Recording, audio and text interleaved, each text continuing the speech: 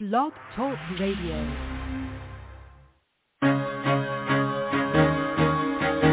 Carol the Coach. Sex, love, and relationships. We talk about it here. Carol the Coach. Compassion with contemporary relevance. I am a psychotherapist. I can be your personal life coach, and I can help you with your issues. There are no problems too small or too big. You can talk about anything.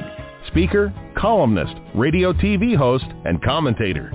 Carol the Coach brings messages of wellness and empowerment within reach of everyday people every day. Almost 5 years ago, I lost my soulmate in an accident. He was killed in a plane crash. Life just, for me, has seemed to stop. There are groups all over the city. I teach one. It is a specific way to start thinking so that you shift how you see the world, which then shifts your energy, and then you feel better and you actually see things differently. Carol the Coach. Always available, too, at carolthecoach.com. Now I've got Russell on the line. I'm 47 years old. I'm a truck driver. I'm married. I have a wife in San Francisco. Okay. I haven't been home in 6 months. My thing is, I don't know if I have a sex addiction or what the problem is.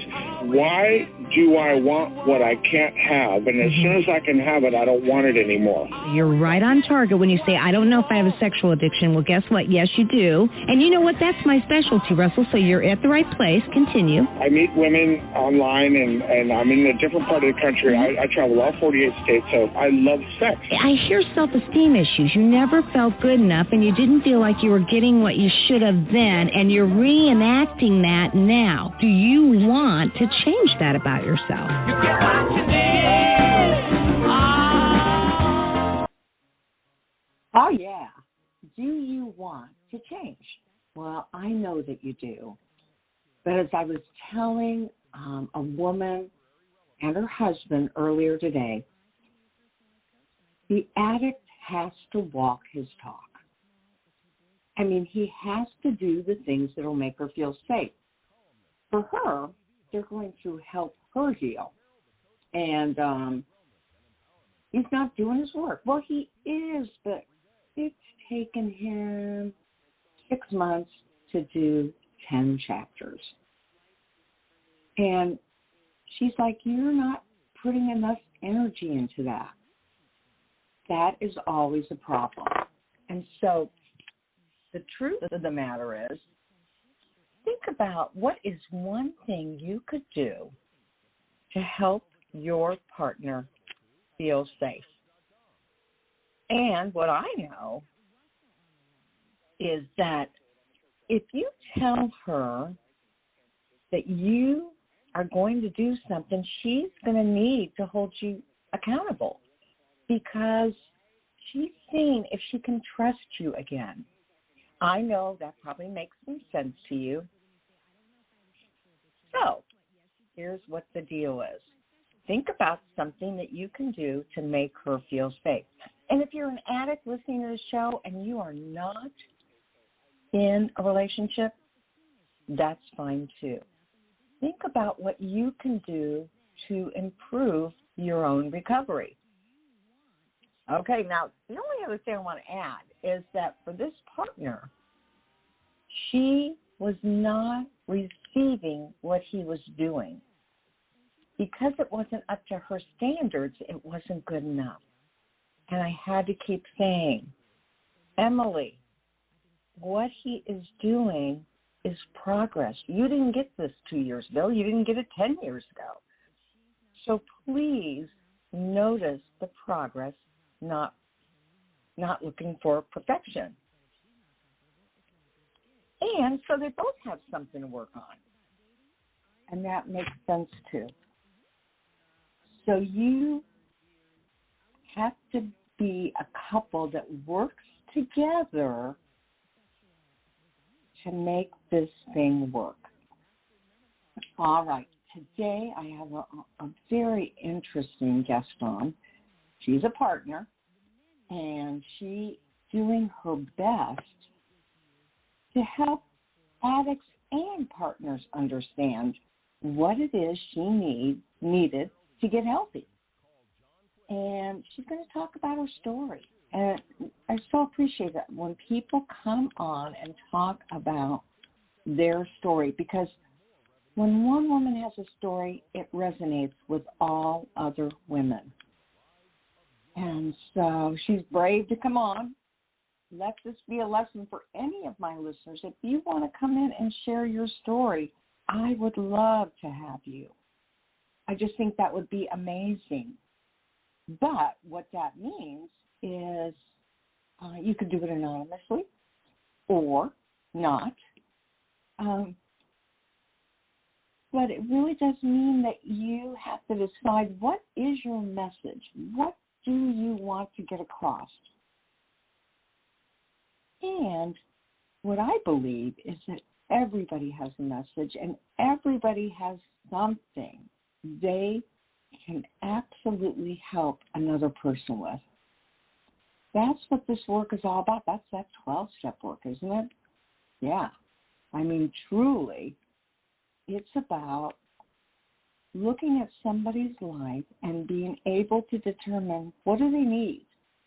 What can I do to make somebody feel safer? All right. And that's what we're doing today. There is no doubt about it. We're working the situation and we're learning from each other. So, what have you learned this week about yourself? Maybe it was something about your sex addiction, or maybe it was something about partner betrayal.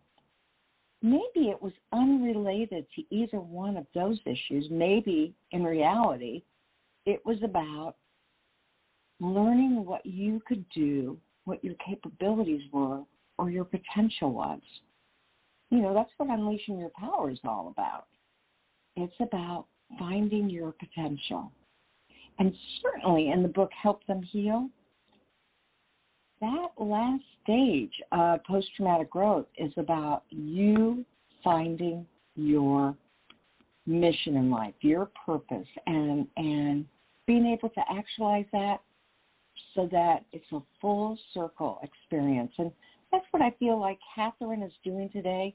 She's coming on the show. She's sharing her story because she really wants others to learn from what she did, what she didn't do, what he did, and what he didn't do. So, Catherine, welcome to Sex Help with Carol the Coach. How are you?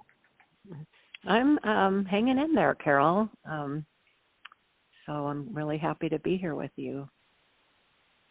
Well, thank you. And, you know, Catherine has been under the weather, and she made it to the show anyway, so I appreciate that so much. You are definitely a survivor, and I believe you're a thriver.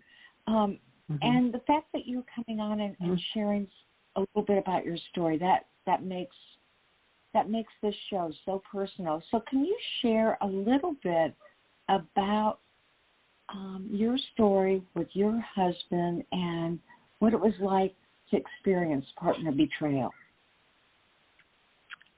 Boy, yeah, that's a whole long journey for me. It began, 42 years ago? Yeah, I met my husband in church, and you know, he seemed very godly, and we had a lot of interest in common, and we kind of became friends. And then, you know, it was at the age, I was 23 and he was 27. People were wanting to get married, and so you know, he asked me one day, maybe we should get married, and I thought, yeah, you know, I kind of wanted to, but had a lot of doubts about him, and then we were, I guess, we never had an official engagement, but we were, I guess, engaged, and then during that time, which was very short between when I met him and when we married, was only about, 8 months maybe at the longest, and so then that is short. Yeah. And we, and so he and I hiked a lot together. We liked the same foods. We would run together. We, we were, I thought, really good friends. And he had a little apartment, and I lived with a couple other gals. We had an apartment and in Denver, and so I'd been over to his apartment before, and he had me over one evening for dinner, and then after dinner he got me up out of my chair and got me on the floor, and I found my journal that explained he used me as a thing to release himself with. And then he said to me, well, we have to go confess to our pastor that we had sex. And somehow I believed him.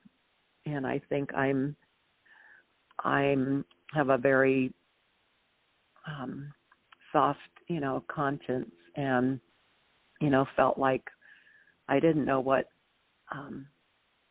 rape or anything was. I thought that was, if you didn't know the person, if you knew him, it must be consensual. I mean, here we were engaged. So, and then it happened a second time, and I know the second time I was telling him to no, stop, and he didn't.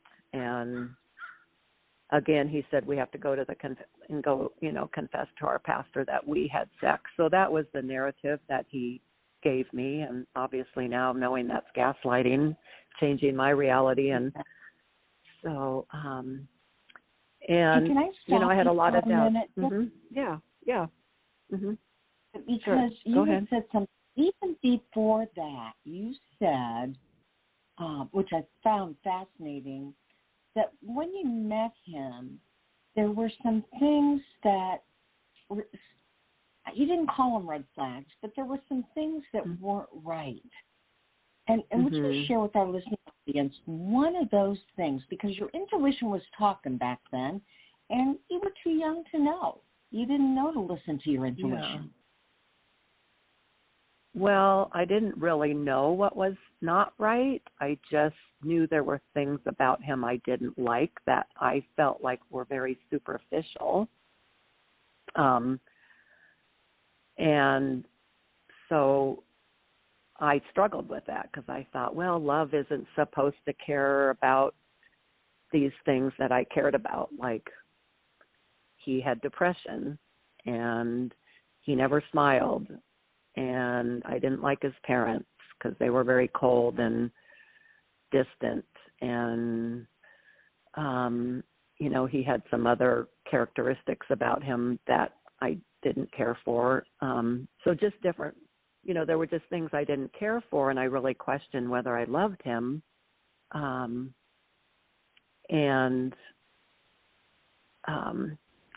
So I don't know, but I still had in my gut that something wasn't right. And I know that that gut thing of something's not right had nothing to do with his looks or his character things that I didn't, that I wasn't attracted to. The one thing I wanted to say was, go ahead. I do think that was, that was important to listen to, because when you are going to marry somebody who doesn't smile, who appears depressed, you've got three choices. You can say, how can I help you with this to see if we can, together as a team, help you work out of your depression, or you can make the choice, oh boy, I don't want to live with somebody who's prone to depression, right?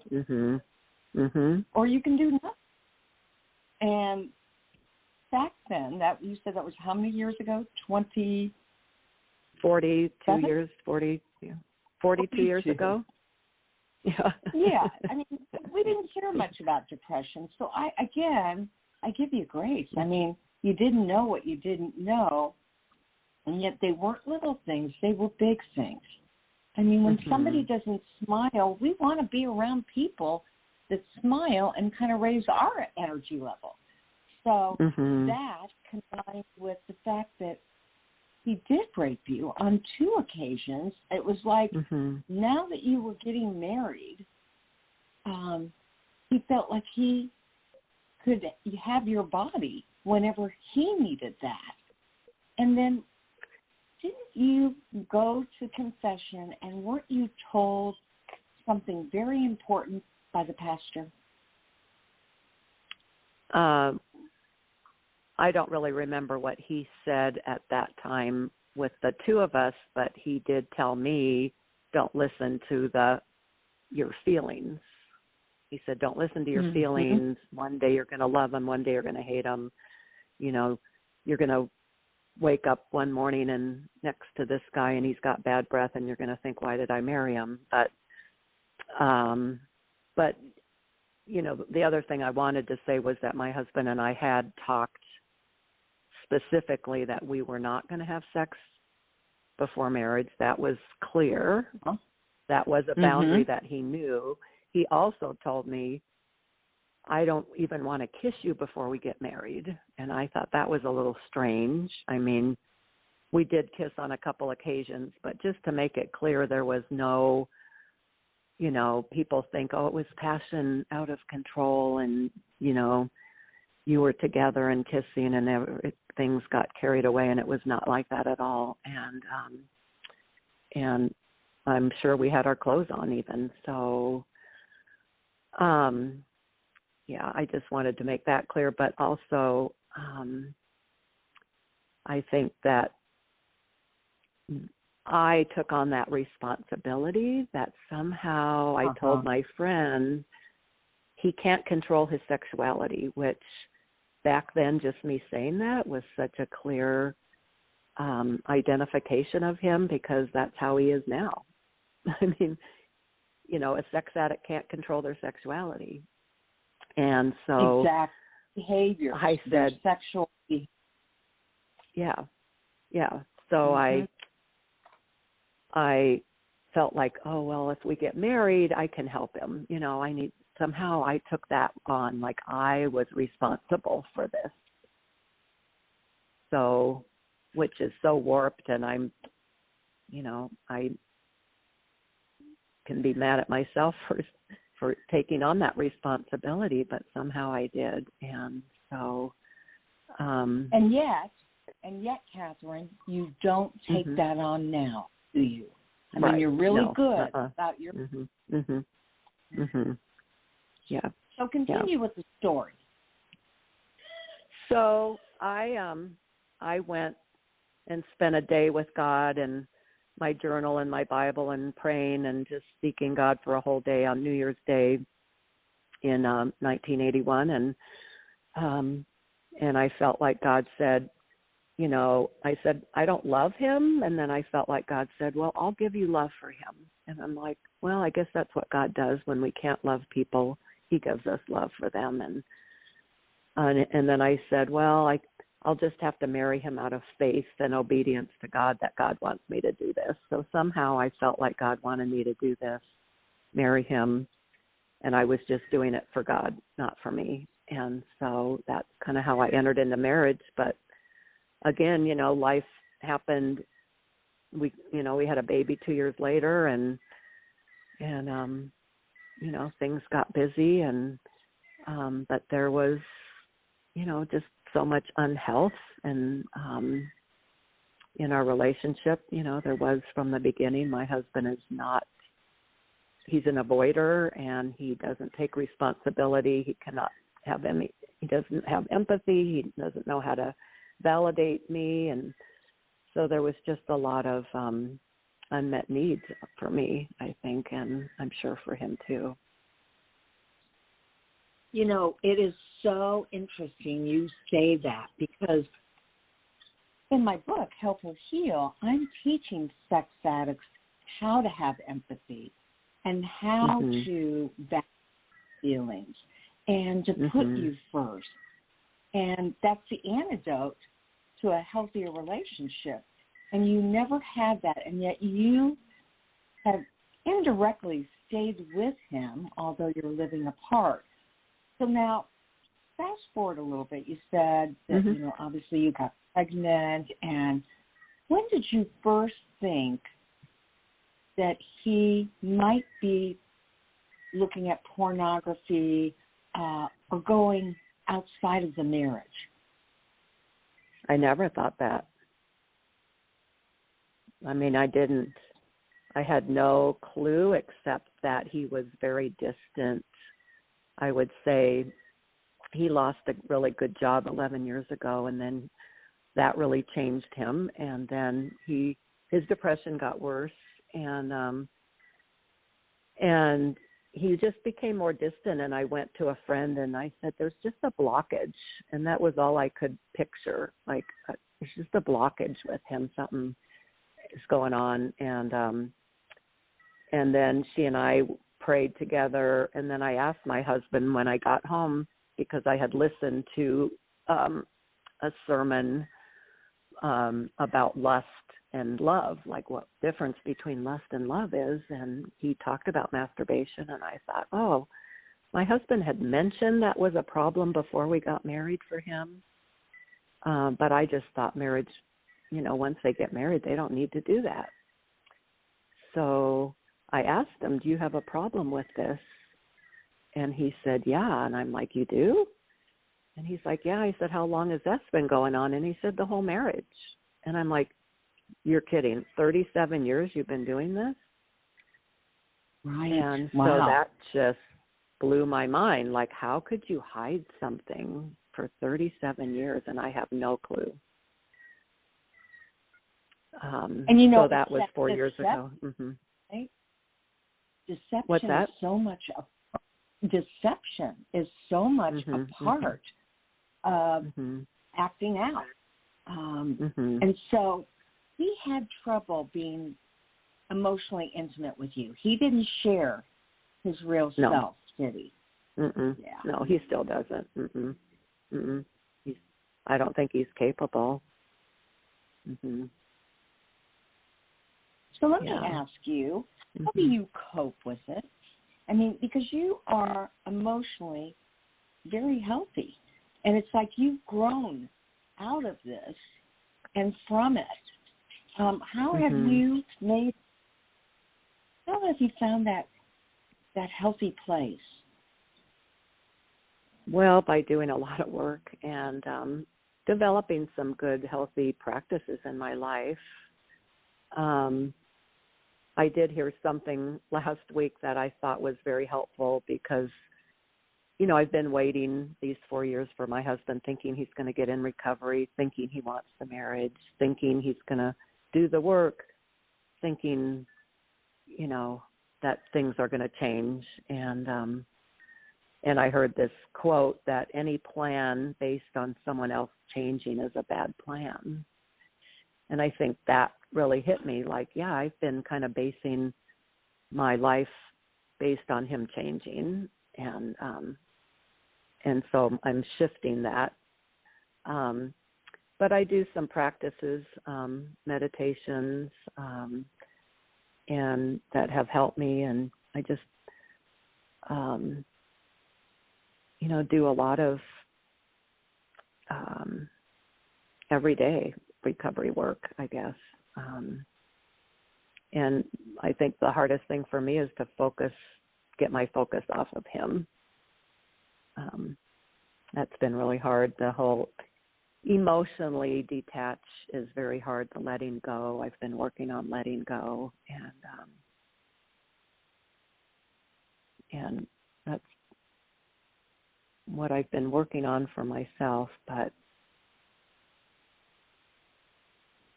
the one thing that has helped. Go ahead. No, go ahead, Kat. Go ahead. Well, I do this yoga nidra that has helped me a lot. And, it's yoga where you don't move. You just lay there. And you have to come up with a sankalpa, which is like a statement of I am. It's like a statement of reality, even though maybe it hasn't happened and isn't reality yet. And so the ones that I've been working on that I say when I do yoga nidra is I am letting go, I am making good decisions, and I am living my purpose. And so those are the things that I have been focusing on. Wow, that is really, really powerful. And I was going to ask you, truly letting go is very difficult to do unless you can surrender it to something. Now, do you believe higher power? Yeah. Yeah. And do you Got it.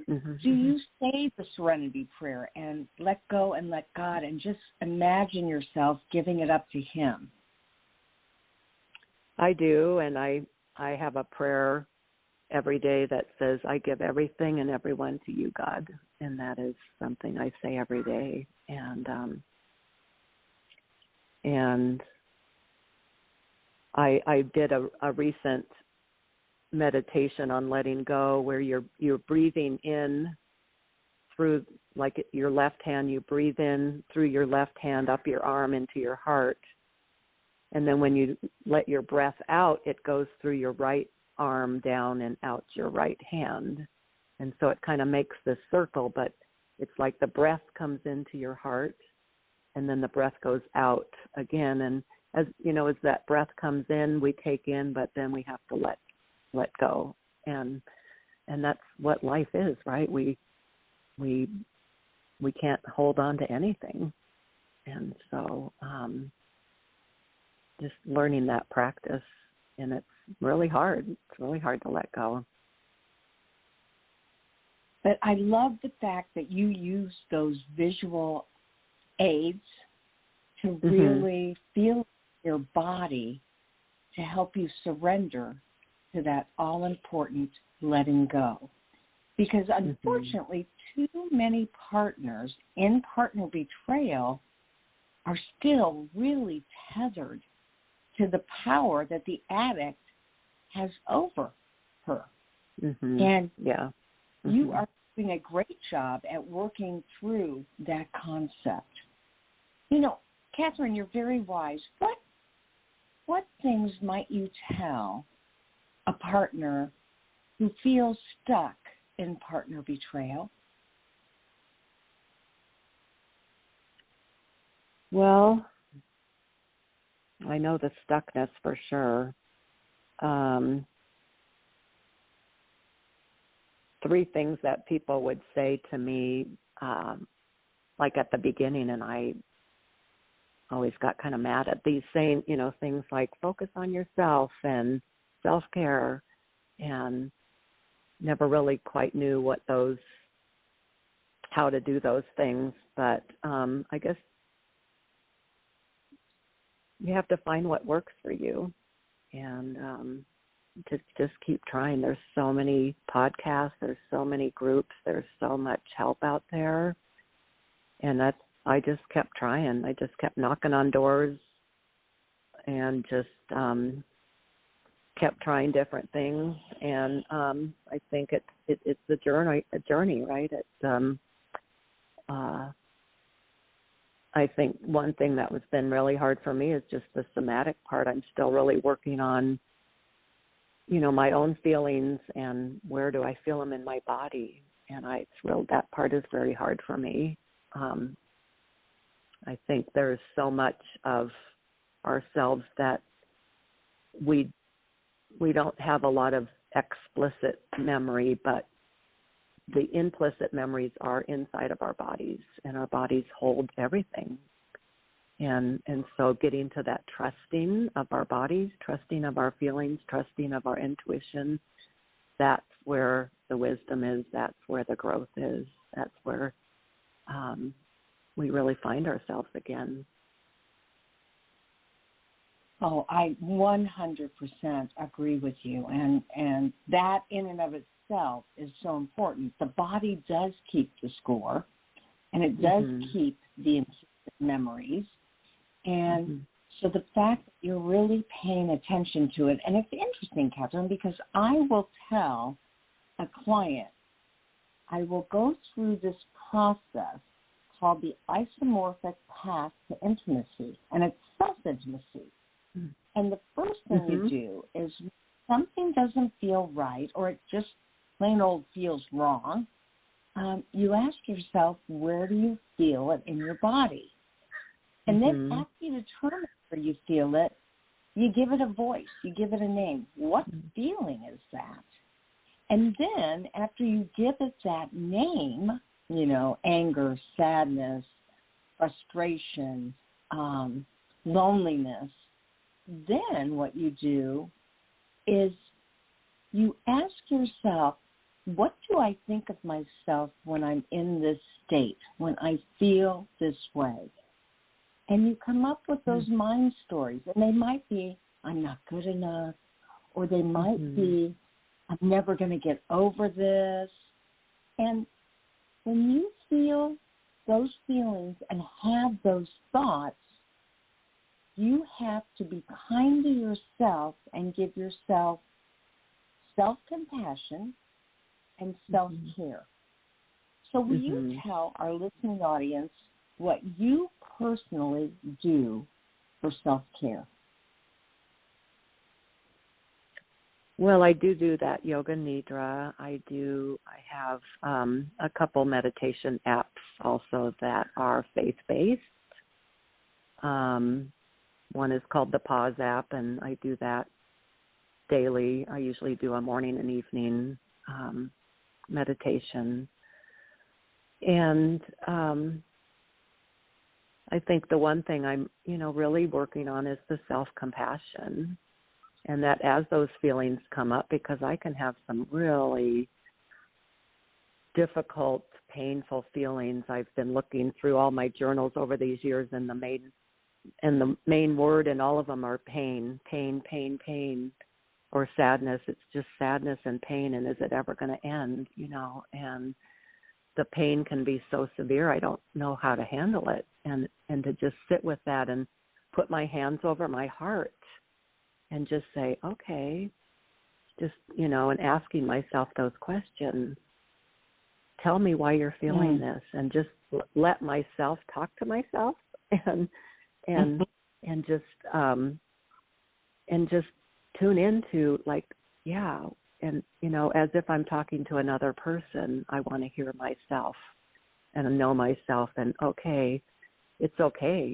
You're feeling, of course you're feeling that, and let's just feel it together right now. And so that has been a big shift for me, that practice of that self-compassion and just really holding my own heart and not expecting someone else to do that for me, but learning how to do these things for myself. Yeah, that makes so much sense. And it's all within your control, so that you aren't dependent on somebody else to strengthen your future. I mean, you know me, I'm all about couples getting healthy together, but each individual person needs to know how they can provide that for themselves. And you are the living example of how to do that. And you do some fun things, too. Share with our listening audience some of the fun things that you do. Well, I did do that Grand Canyon trip with Sarah Schulting-Krantz. I did that during 2020. I do hike quite a bit. I have a short hike I do often in Boulder here once a week. It's about a 5-mile hike, and I spend that time with God and just talking and meditating and thinking. So I swim, I walk, I do yoga, and love spending time with friends, and love connecting with people. And I do kayaking. That. I learned to kayak recently too. So yeah.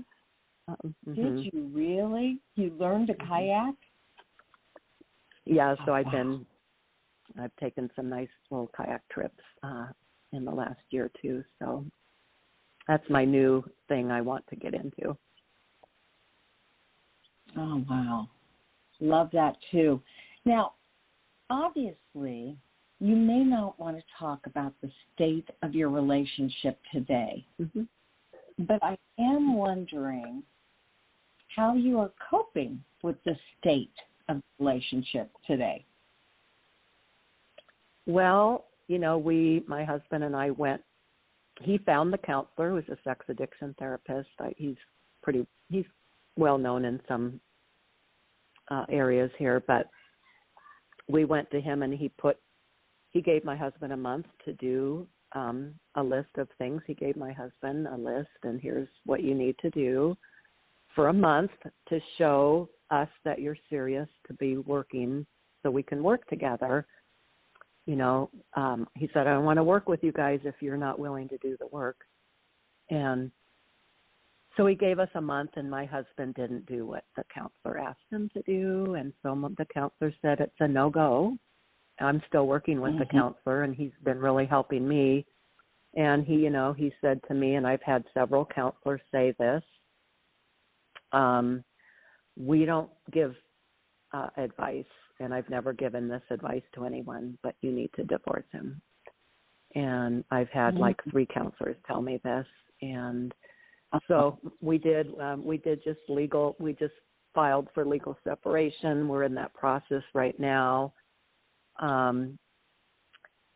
I don't know if I'll keep it a legal separation or move it to a divorce, but we are in the process right now. I just came to that place where he's not willing to do the work, and I don't think he really wants the marriage.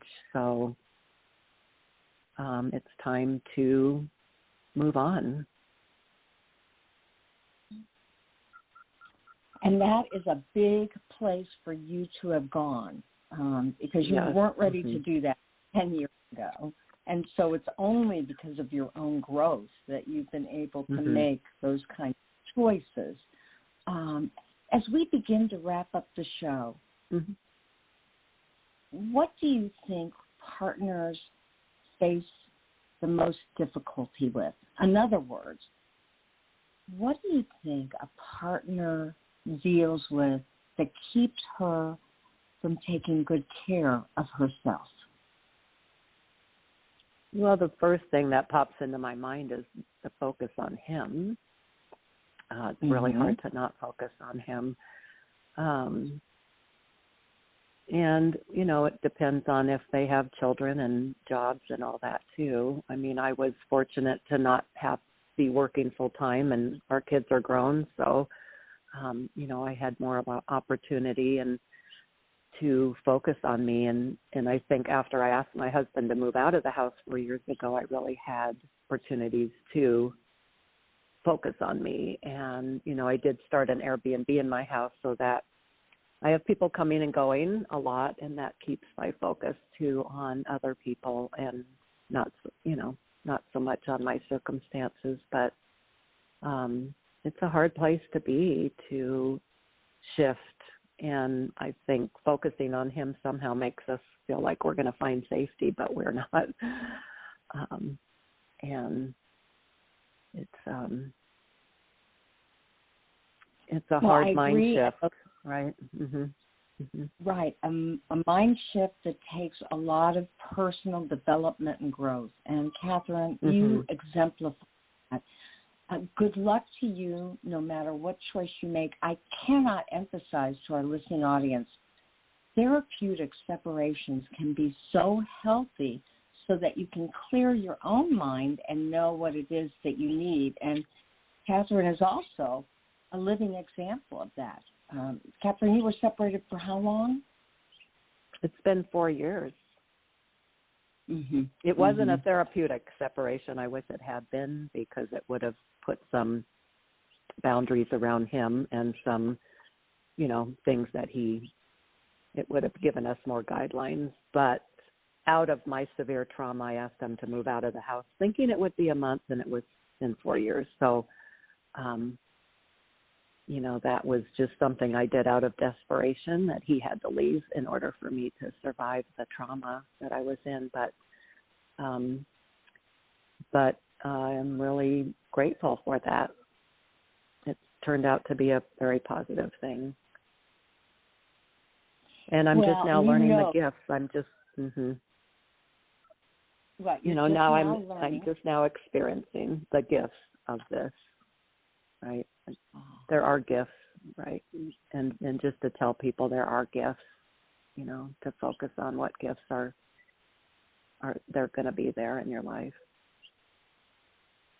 Absolutely. And you know that's one of the key bullets to happiness is to have that gratitude, to be able to know how you've grown from something and own it and wear it and love it. So, Catherine, thank you so much for sharing your life and your wisdom with my listening audience. Well, thank you for having me, Carol. You're an amazing woman, but then you knew that.